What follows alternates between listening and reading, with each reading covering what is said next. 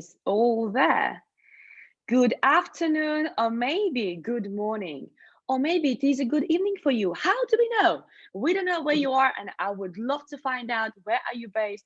So actually, we can see where you're from, and we can see where exactly you're actually joining us. Because today we have somebody amazing within the show. It's all about love. It's all about intimacy. And today I'm really excited to introduce Diana Grant, the amazing, the fabulous, the absolutely gorgeous looking girl today, Diana Grant. Welcome to our show. Thanks, Olga. It's so great to be here. I'm so excited to talk today. Oh, I'm excited to hear you talking as well. But you know what I'll be really curious about? I think it'll be quite interesting to share with people how we met, because I think that is leading to the whole relationship thing. Even though we're not in an intimate relationship, we're not, right? But it's quite interesting how, and I'm curious about this. I'm really curious what you're gonna say. How first impression about person affects how relationship will be built. Don't you think? I agree. It definitely sets a tone and gives an indication of kind of what you're in for. So yes, I agree with that. So Because I remember when I met you, and let's share the news with people that we met with you at another coaching course. yes, Because you and I were both coaches, and we met at another coaching course because we love to work on ourselves. And exactly. when we met face to face, because we're more or less local, I was blown away by you. I'll be honest, I was blown away by you, and I was like, oh my God, she looks stunning. And I was blown away by you. Yes, it was very much a mutual experience. It was like, yes, this girl fits the image that I had for her. This is who I thought I was meeting, and more. Thank God.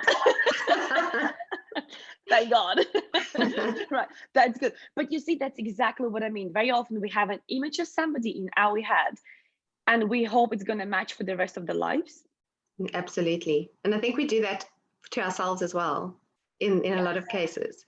We kind of create this ideal person for the person that we're with and for ourselves. And then we're trying to fit that mold all the time instead of being true and connected and just showing up in every moment. So yes, that's a good point. True. That's so true. But you know, the second thing that blew me away about you was the fact that you made sense when you were speaking. That's good. You know what I mean? I know what you mean. And you made sense to me. And I think that also brings us back to sort of the connection point. Sometimes we can think something about somebody and expect them to be something, and then they're not that. And it is great when you do meet and you meet on common ground, and you can sort of speak the same language, if that makes sense. So not only is the first impression there, but then the communication that follows is there. And again, I think that comes back to authenticity. So being who you are and showing up. So yeah. Oh, this is so powerful. Be who you are and show up. This is just like a golden nugget, definitely golden nugget. But then I'm curious, what would be your answer on why people click the way, for example, we clicked? And I know it's about intimate relationships, but let's put it this way, it's across all relationships.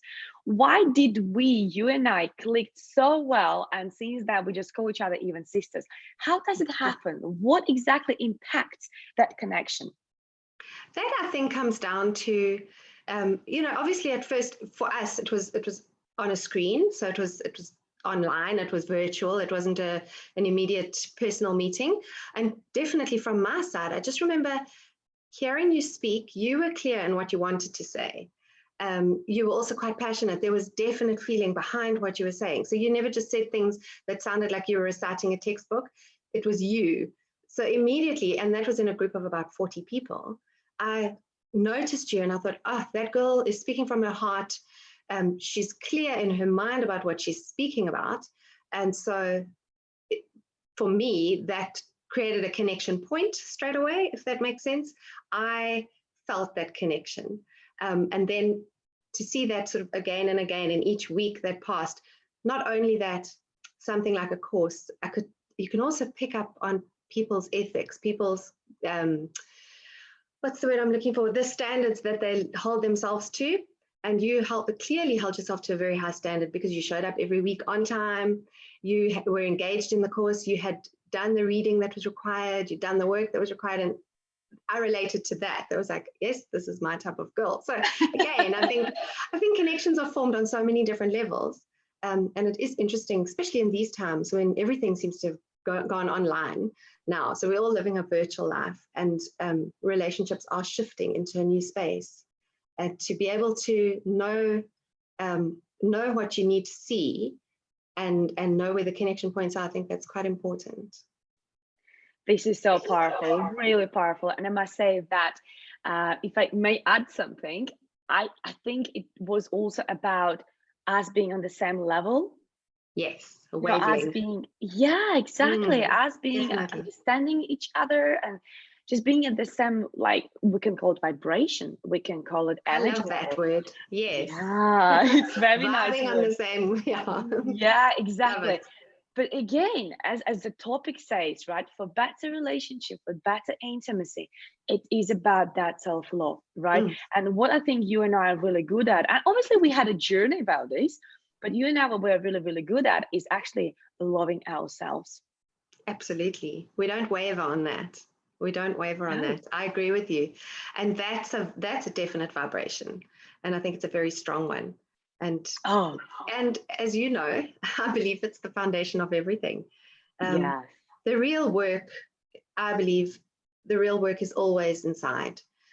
Our relationships on every level, not only love and intimacy, but all relationships mirror who we are and what we're bringing. And I think the biggest key to freedom, personal freedom, is to know that whatever you're experiencing, you're 50% of that. It's a mirror for you. And so there's an opportunity to look, if it's not something you like, it's such an opportunity to turn that around, look inside and dig deeper, get to know yourself better, find out where it came from, why you were part of it. Love it. Absolutely love it. We actually have a beautiful comment here from, I think it Cherry's Rachel. She says, speaking from your heart, and a little bit hard as well. Oh, great. And this is so true, you know, this is so true. And what I really admire you that you always speak from your heart. You always do, whether it is something vulnerable you share, whether it is some wisdom you share, whether it is a tip, you always speak from your heart. And that ability to speak from your heart comes from the connection with your heart. Absolutely. Thanks, Olga. I see the same thing in you. So again, there's another another vibe that we connect on. And it's very powerful. You know, it's that commitment to self, commitment to our own truth. And so that everything that we say is real and authentic. So yeah, that's great. Thank you. Oh, this is so true. But do you want to share a little bit more about how did you come up with this great, brilliant idea that obviously everything starts from self-love? And I'm sure you learned from somebody, I'm sure you read about this, but still it's a journey to have to, first of all, learn about that, secondly, start applying that, and thirdly, to start living and walking the talk, you know, loving yourself and build better relationships from the point of loving yourself first. Could you tell us more about this? Because I'm sure many people right now are just like, yeah, girls, that makes sense. You're all good chitty chatty here. How do we Yeah, do it? exactly. Because real life is real and shit gets real. Sorry.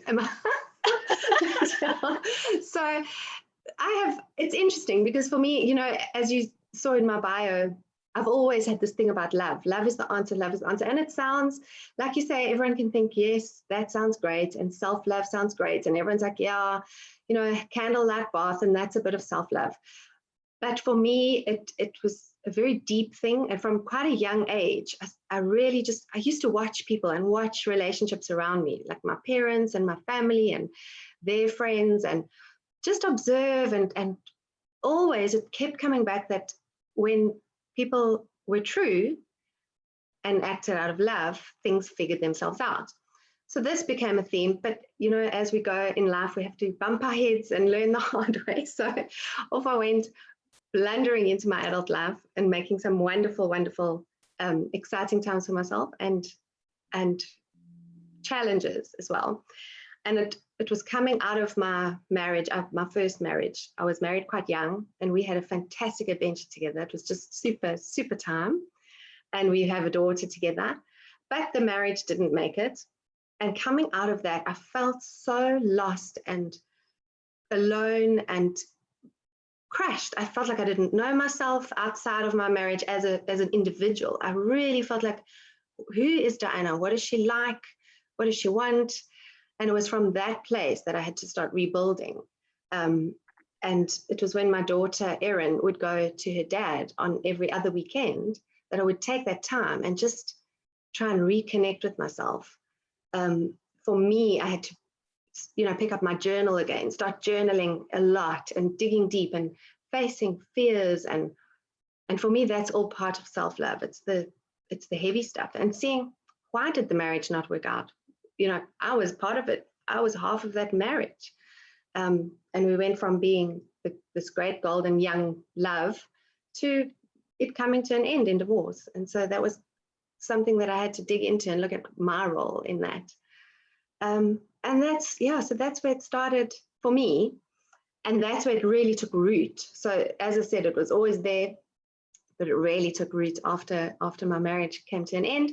And I had to reconnect with me and find out who I was and what I like. And I just started trying everything, which you can imagine meant I went a little bit wild at times. Ooh, really want to know more about that.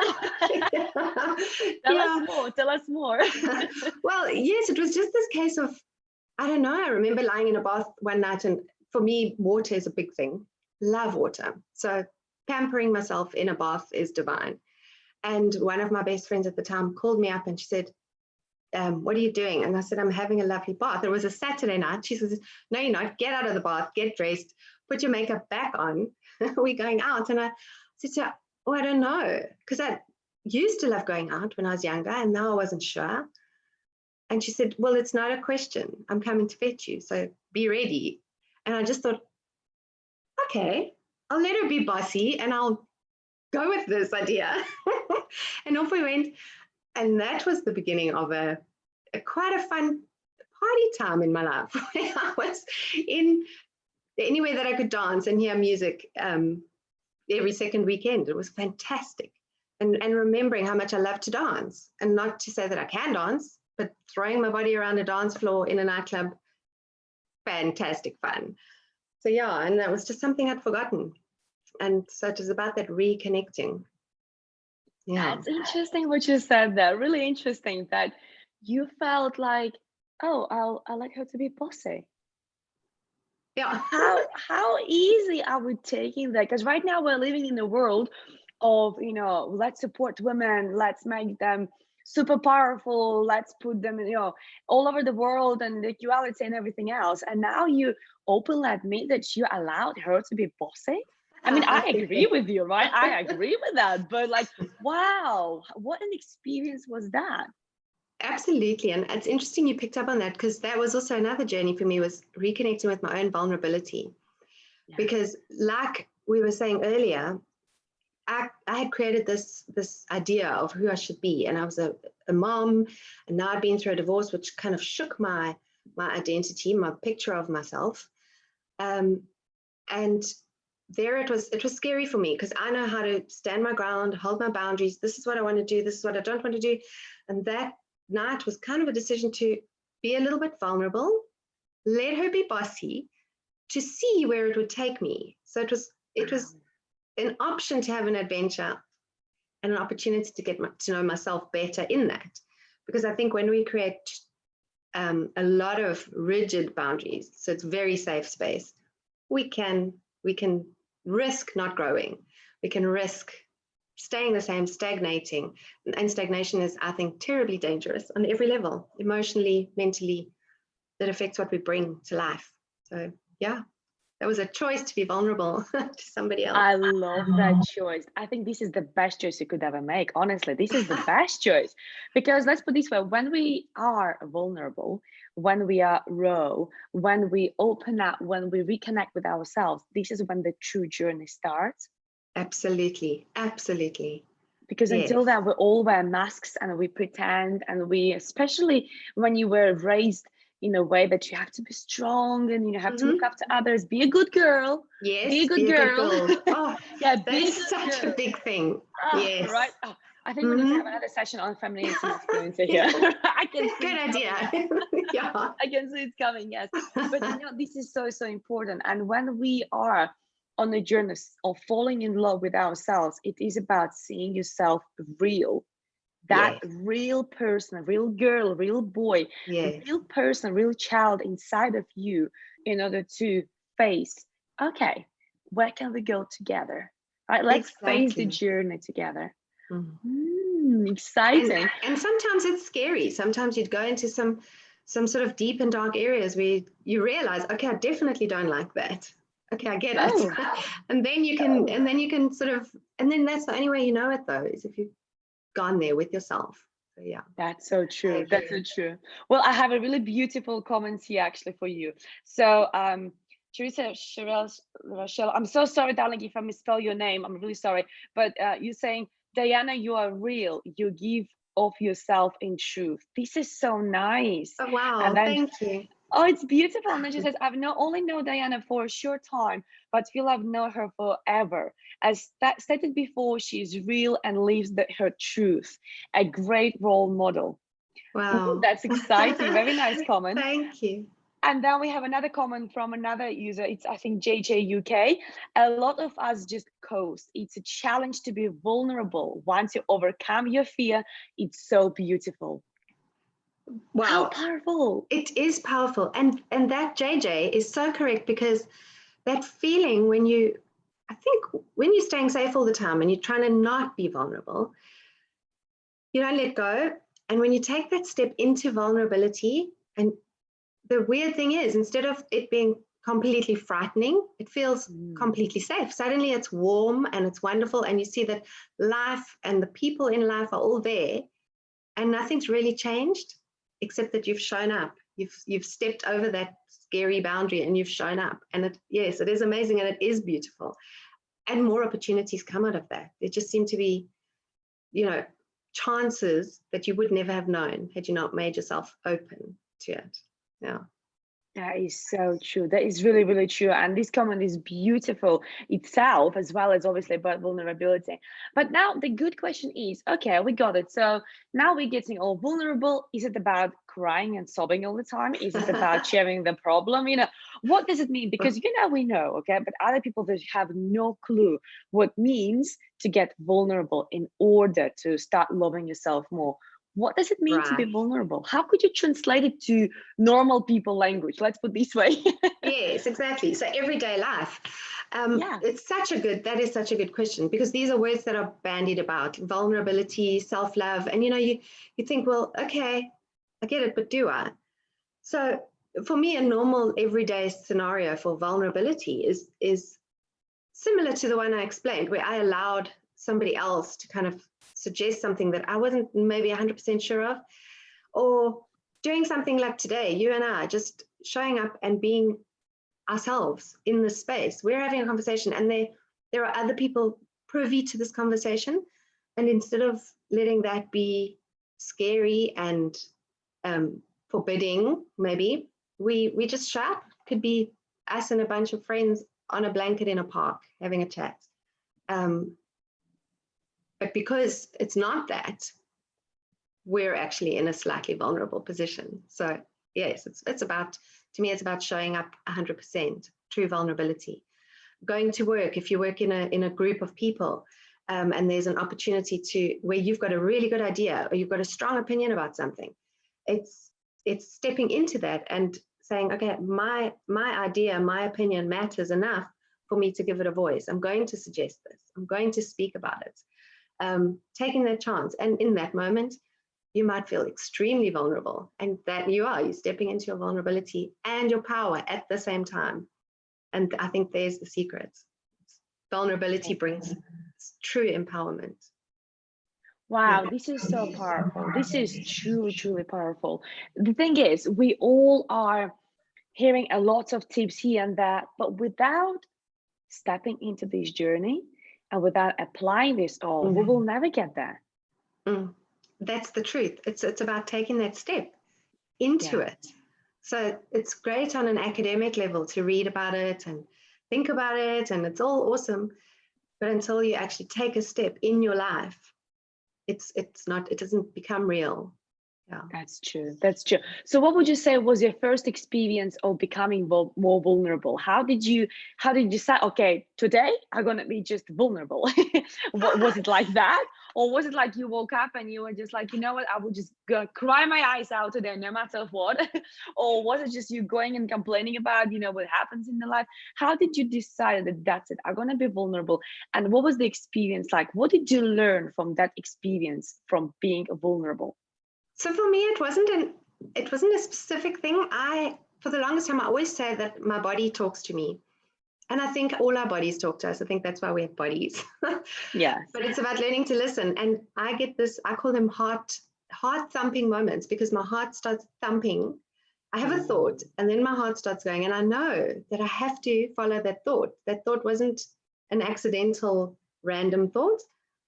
It's real. And those moments when my heart starts going, I'm like, oh, I have to do this. So it's kind of, it feels almost as if for me, vulnerability has been the bigger part of me pushing me into it, saying, okay, do it, say it, say that, go and do that. And then when I do it, I discover, that was vulnerability.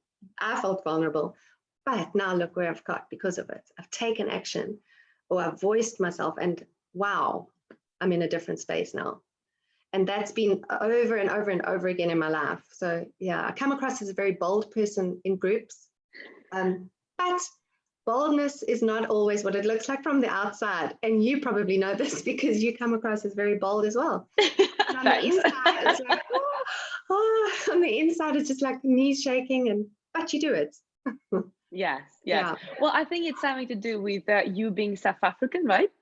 Yes. There's Yes. a big Yeah, because you cultural were thing born. there. Exactly. Yeah. Yes. And me being Russian is just me Yes. being Russian, and people's like, you're so savage here, and I'm like, Yes. no, it's just me being Russian. It's just my Russian side. That's all. Very much so.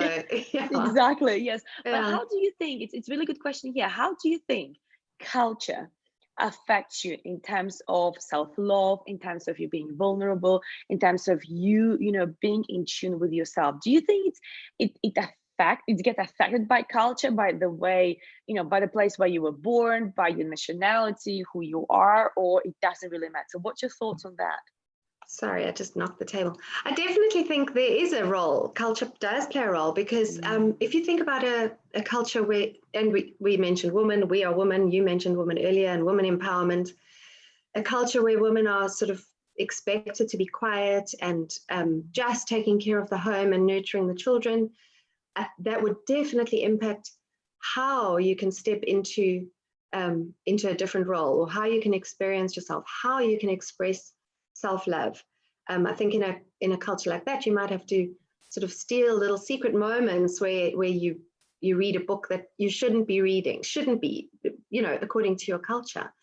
Whereas in a culture, if you look at it, Americans in general, North Americans, they've been, I think, on an empowerment route for a lot longer. Well, since day one, since that country became, I think it was all about independence and empowerment. And the woman definitely picked up that flag and ran with it long before the rest of us. And if you look at American speakers and businesswomen and politicians, they just seem so advanced and strong in themselves and sure of where they're going. That said, you get amazing leaders coming out of the cultures where people should be quieter and not be expressing self-love. So it does play a part, but I think it's also got a lot to do with your soul journey, if that makes sense. The journey of your life, the story of your life, and how you grab hold of it. So yeah, but this is so powerful. Coming from really, places, we know about the places where everyone has a voice. That's very true, very true. But I must say, what you said there about different cultures, I think you're right. It really definitely plays some sort of impact, or somehow shapes the journey about self-love, because it could be very often considered as, it's not allowed. And very often it's not as much as even cultural, because even within the cultures, we have still modern families who not following what the older generations were following. But still, there is a bit of stigma about this, that Mm, loving yourself is something very selfish, that loving yourself means, oh, now you don't care about others. Loving yourself, now you put yourself first. What would you say yeah, about all this negativity? Because some people really, really take it very, very negatively. definitely. I think you're so right. There's that whole sort of negative angle on that it's selfish, and that selfish is a bad thing. Um, and yes, that does stem from culture. Even as you said, from a lot of the boldest cultures, there's still that sort of unsureness. Like, oh no, can you really just be selfish? I did a course, a workshop a number of years ago, and the person facilitating had such a good thing where they said there are two different types of, there's selfish and there's self-centered. Self-centered is someone who only cares about themselves and disregards how it affects the people around them. Whereas selfish is a healthy behavior, which is about self-care and growing self-worth, which positively impacts the people around them. And knowing that being selfish will actually help you bring more value to the relationships that you're in. And that, for me, I loved that description, because I thought it just separated a bit, where I found it as it makes a good support for me when people say, but how can you be so selfish? And then I say, well, listen to this. Selfish is good. So yes, I think that's a challenge, and it's a challenge to break out of that in our own thinking, is to say, I'm going to be selfish now, because if I take care of me, I'll have more to offer the people that I care about. So yeah. That is so true. And it's so fascinating. Even this morning, actually, I had a session with a client and we had exactly the same discussion. And Mm, it was about, if you don't love yourself, it's almost like you don't have apples.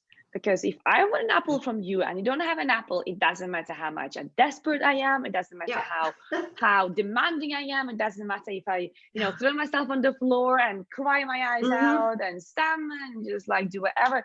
You don't have apples. You simply don't have apples. So if I want an apple from you, you got to have an apple. And the same with Yes, that self-love. You cannot love others if you don't love yourself. You cannot love your partner. You cannot love your child as much as you would if you would actually care about yourself and you would exactly. put yourself first. Yeah. Oh, love That's so that. true. That's so true. You've got to be filling the cup if you want to be able to pour out of the cup. You can't, Very if it's true. empty, it's empty. Like you said, they're no apples. They're no apples. Yeah. Exactly. Yeah.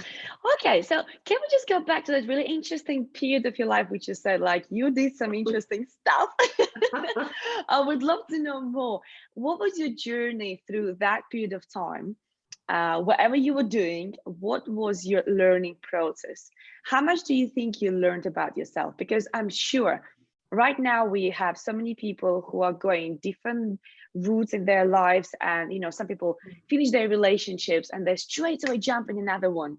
Other Mm, people, they decide, I will never be in relationships again, I will never marry again, right?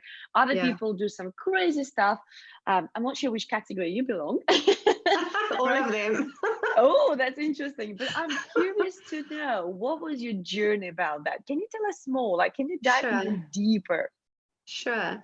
It was a great time, I must say. So I kind of managed to create roles for myself. And when Erin was at home with me, my daughter, um, I kept a great routine, and it was very much work and mom life and getting her to and from school. And, life was very domestic and lovely, divine. It was all about her and her friends, and that was fantastic. I did a lot of reading. I just dove into this whole, for want of a better word, I don't like the name, but this is the name of the world knows, self-help genre books. And I started discovering all sorts of stuff, and just sort of eating it all up. But I was so hungry for growth and doing workshops and all of that. And then there was this other role that I took when Erin went to her dad, and I would play, and I would just go out with friends and dance and do things that I would never have allowed myself to do prior to that. So things like sleeping on my friend's couch because we got home too late, and because I didn't really have to be anywhere the next day, and then just going with the flow the next day and seeing where it went. And a big learning for me in that time was trying different things. And when I was maybe a little bit wild and I wanted to get hard with myself and say, you're a mom, You shouldn't be that wild. Just going, you know what? Who said? So all the rules that were in my head, I challenged them. I kind of broke all the rules, checked them out, and decided which ones I wanted to adopt in my life and which ones I wanted to scrap. And for me, for self-forgiveness was a very big part of that. So saying, okay, break that rule, let it go. And I'm not going to be upset with myself tomorrow. And I'm not going to be, shameful or guilty, like, oh, I drank 7 vodkas and they were all doubles and I had 7 shooters in between. You know what I mean? Like, break the rules. Go out, check it out, see what it feels like, and then figure it out for yourself. And that for me was a big part of the journey, is just being kind to myself. So when something didn't work out, being kind, saying, okay, girl, you tried it. That wasn't great. You'll know next time. And to me, that's a very, very big key in self-love, is kindness. Like, you would be kind to somebody you were looking after, or somebody you care about, kind to your friend, be kind to yourself. Yeah. I love that. So basically, towards the self-love, now we have 2 steps. First of all is being vulnerable, and secondly, also be kind to yourself. Would you say that? Definitely. I love that. I love that. Yeah. I'm quite amazed to hear that you actually had 8 vodka shots. Like, really? How could you have 8 vodka shots? Yo, Holga. I mean, if I would have 8 vodka shots, I'll be dead. I'm Russian, but I don't drink vodka because it absolutely like makes me to collapse. I know, it's terrible. I don't collapse. That was, yeah. That was an interesting experience. Yes, interesting experience. That's a good word. Interesting. Interesting experience. Yeah, because we want to be kind to ourselves, and we want actually to remember that whatever happened, and have great learnings.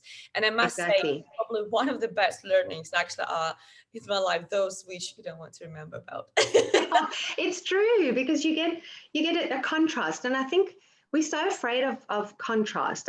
I use that word because anything that looks different to us kind of can seem scary.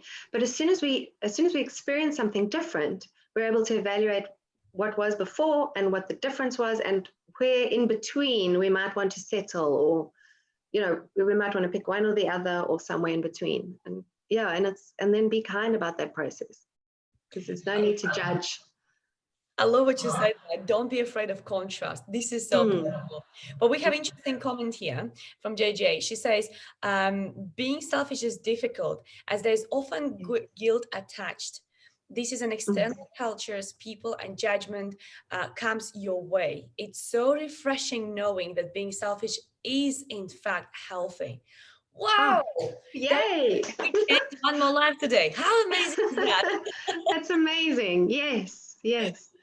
And I think sometimes as well, there can be this, coming from that beautiful point that was just made, it can be the sense that if I'm selfish, I'm being like a renegade, and I'm going out and I'm starting a war against my whole life. And it's not necessarily the case.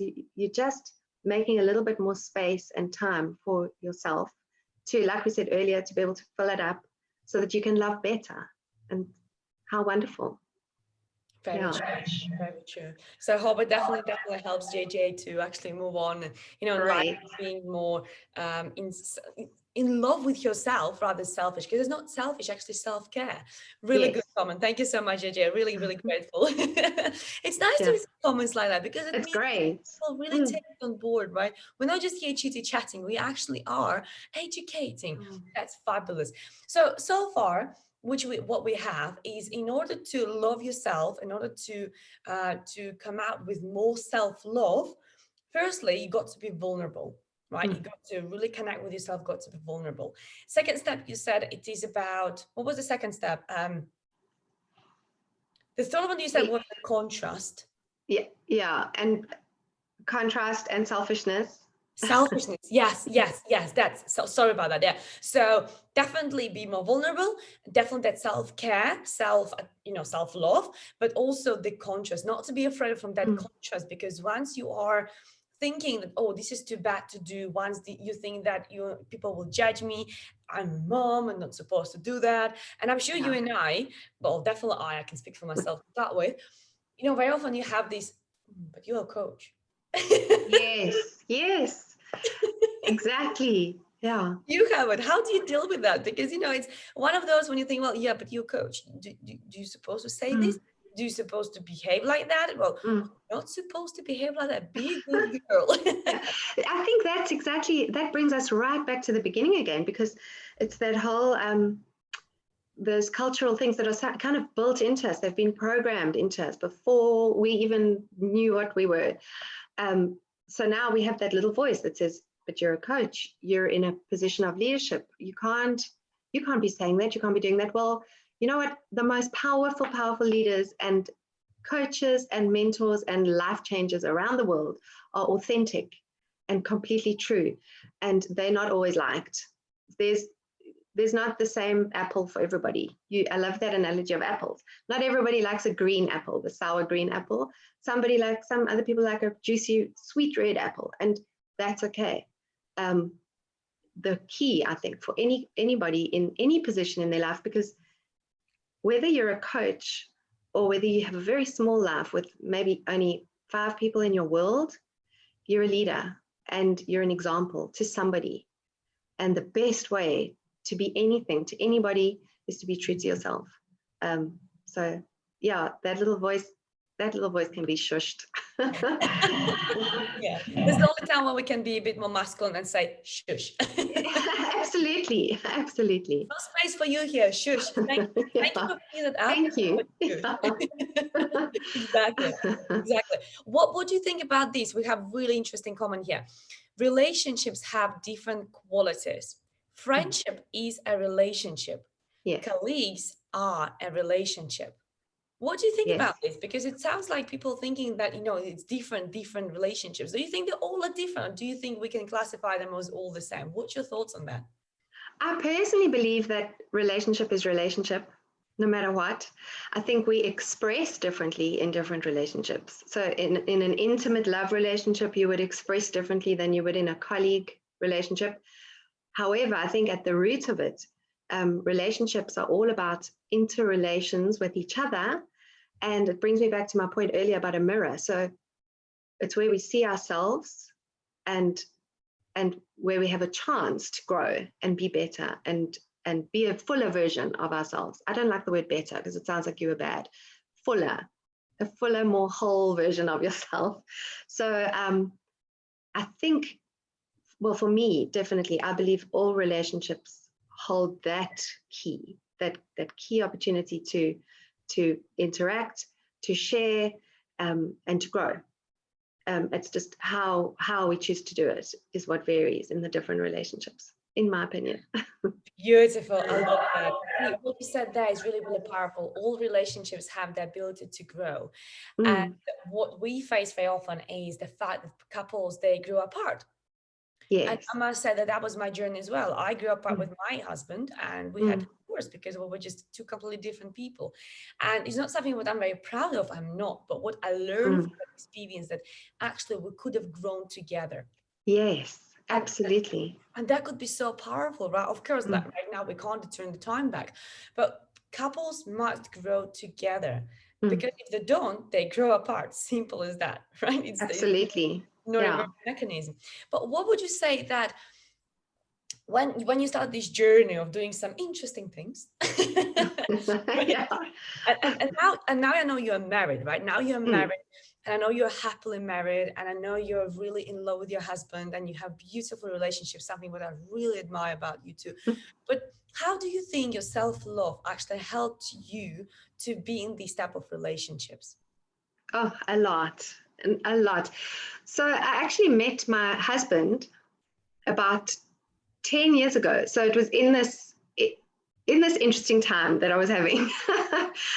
And I always say, if we had got together then, we wouldn't be together now. So we met and parted ways and didn't see each other for many years after that. And I continued on my journey of learning to love myself properly and fully. And so the person that met him the first time, the version of me, versus the version of me that met him the next time, were two very different people. And the the simple fact is that I had learned to love myself. I'd learned to know myself better. And by loving, when I say loving myself, I knew my triggers better. I knew my boundaries better.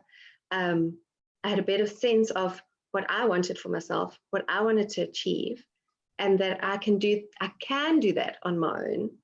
And that a life partner is a beautiful bonus, blessing, but not a necessity for me to be who I am. So for me, that's key. That's key. And then, so I managed to grow in our relationship now and retain my sense of self because I came into it with that, in that space. So yeah, I love very what you said there. self-love is very Really important. love what you said there. My partner is not the one who will make me. My partner is the additional bonus to myself. How powerful is that? How many people do you know? Could be your clients, your friends, anybody you met, who say, once I'm in relationships, I'm gonna lose my weight, I'm gonna change my career, I'm Yes. gonna be happy, I'm gonna be finally in love with myself. How many times we heard that? Yes. We've heard it so many times, countless times, Yes. And it saddens me, Olga, because to think that somebody can only define themselves within the space of somebody else, that's what saddens me, because each and every one of us is perfect and individual and unique. And each and every one of us has a purpose for being here. And for me, self-love is about discovering that, tapping into that, connecting with that, and knowing I'm here with a reason. And exactly as I am, in all my imperfection, I am perfect. So I go into relationships with that, and the relationships work because I'm not expecting that person to make me better or thinner or happier or healthier. So yeah, powerful stuff.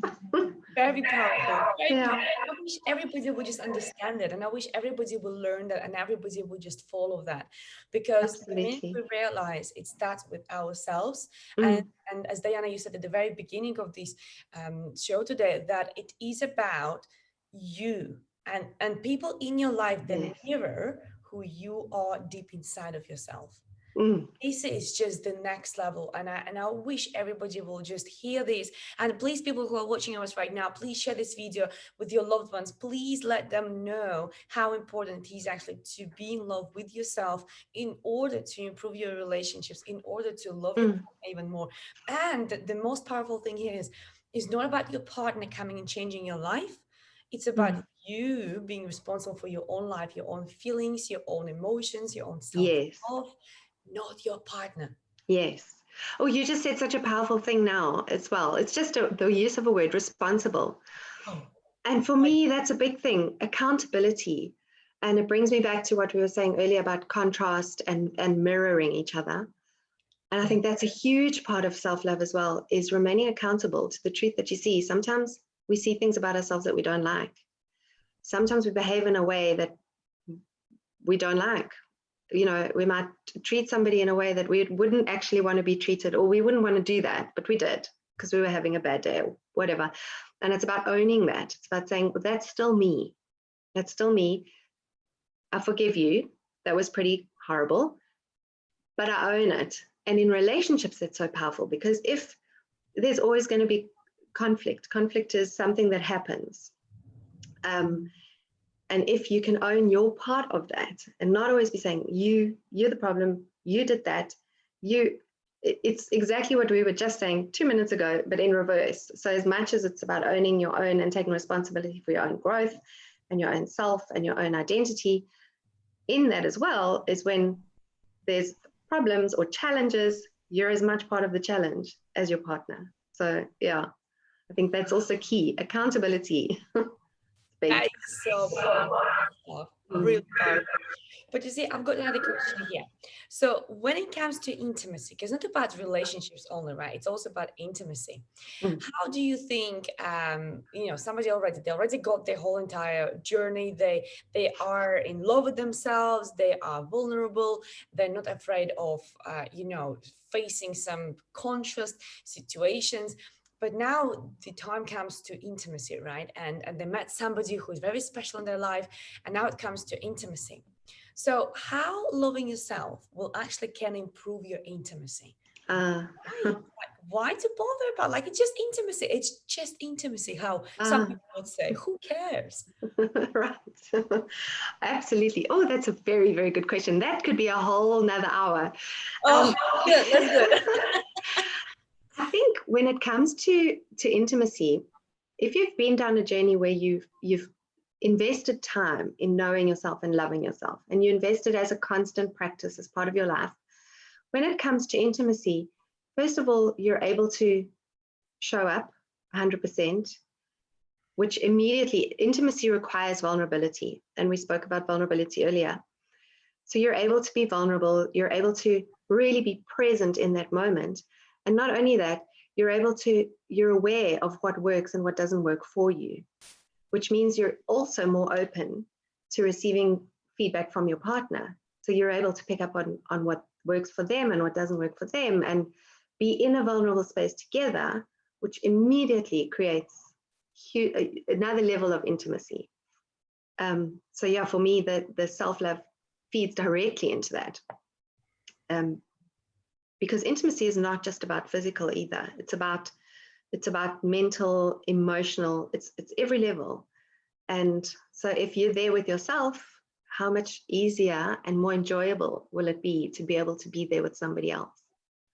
I just love it. I absolutely love it. Honestly, this is so powerful stuff. It's exciting because what you said there, when you are in that sport of having that self-love to yourself, you're more open to feedback. You're more open to learn about yourself. You're more open to learn about your partner. And this is what makes the journey even more juicier. It makes sexier. It makes just to the next level, completely next level. And very often people are so self-centered, right? Which is self-love, they're self-centered, and it's all about them. It's all about them having the pleasure. It's about them being satisfied, and then it's all affected. Wow, Diana, you know what? You know so much. And could you please tell us, like, how do you know so much? Because I know you have something. Olga, how do I know so much? I don't think I know so much. That's the key. I love life and I love learning. And I think I say that every day. And so everyday life brings me more stuff. And I don't think I know so much. I think you do. There's so much more though. But what's fascinating, as long as I know that you also have written a book about this. Yes. Oh, that's exciting. I have. How about this? Because honestly, I really really enjoyed talking to you about this. And I think looking at the comments below already, like another comment here is, I agree, all relationships have the power to grow, and then authenticity is so powerful. Another comment, being vulnerable is a strength, as I mentioned it already before. Right. Looking at the comments and looking at the participation, how about if I invite you to my authors show one of the Mondays, so actually you can come with your book and tell us even more about that? I would love that. Thank you. I would really love that. Right. Great. Right. Fantastic. Because I'm sure, like, I know you really well, right? And I know you have a book about this, right? But I'm sure people are like, you know, who is she to talk about this? Like, no. But actually, you are having a book. So what I will do, if you don't mind, with your permission, can I share the link to your book below this video? So yes, that would be great. Buy it and read it before, so obviously they are aware what we talk about. They can actually discover that book and get it and read it. And also I will share your details. But could you please tell people more about yourself? How can you help them? And you know what, like how they can find you. Okay, great. So I kept it very simple. How to find me is my name. So I'm Diana Grant, and that my website is also Diana Grant. That's where to find me. Everything is there. I basically do mindset coaching. I have moved away a bit from life coaching because we're all doing life, but it's about your mindset, and the mindset that you do life with is the result you get in your life. So yes, and with a deep root in my theme of self-love, because that's really what I'm about. And as you said, I have written a book. It's called a playbook. I called it a playbook because it's got space for you as the reader. So it's not just blah, blah, blah. It's actually interactive. That's also on the website. I do, my entire business is online. So I do one-on-one coaching online. I write courses. I love creating courses. I'm about to launch another one, which is going to go live next week. So I'm super excited about that. That one's very much about the body. So it's quite a fun one. And it's nice and short. It's a 7-day course. I love writing courses. Those are also on my website. And there's another book in the pipeline as well. So yeah. I mean, these girls just did it. I'm busy. I like to be busy. Yeah. Love that. Love that. Well, we have another comment here. Great discussion, love hearts, about intimacy and the levels of intimacy. Oh, Well, super. I think we definitely need to bring you back for another show, a part of the older show. Yeah, but definitely we will arrange the day when actually Diana will be with us and she'll be telling us more about the book, because she's not just talking what she knows, she actually has written a book, so that gives you obviously the expert status straight away, because you don't write and publish a book if you don't know the subject, right?